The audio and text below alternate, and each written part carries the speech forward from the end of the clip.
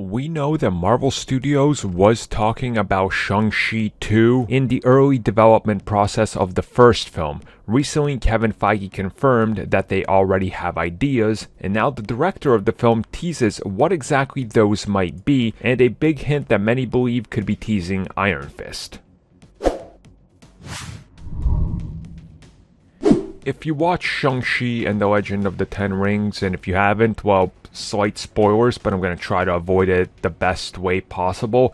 There's definitely things in there that are said, that are implied, and that you can visually see that Iron Fist is 100% capable of being dropped into this world and that entire history, and you go, yeah, okay, yeah, we get it. Yep, that makes sense. You were here. That fits. So of course, Kevin Feige teased that there is tons of great potential with martial arts characters in the future of this franchise to bring other characters in. Now recently, the director of Shang-Chi, Dustin Daniel, was asked about things that they couldn't fit into the first film or things he wanted to, and he specifically said that when they were developing the first film, that there was one setting and thing that they asked if they could do it, but it was off limits.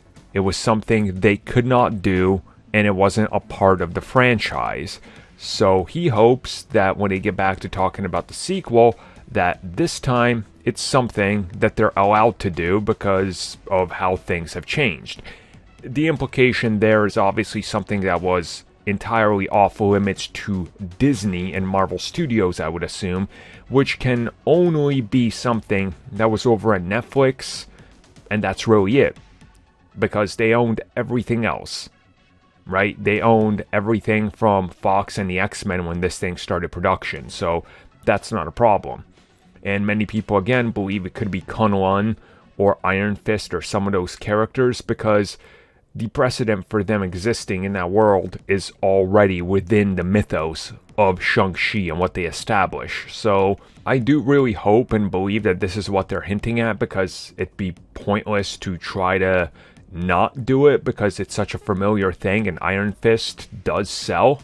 I know it's hard to believe. The Netflix show ruined it for many, but it's still a character that sells, which is why they keep bringing back comics and reprinting them and make action figures, because again, the character does move, and it would be a smart way to honestly bring that whole world in at a higher budget, and then hopefully do what we heard rumors about before, which is spin off into a series based on the Heroes for Hire.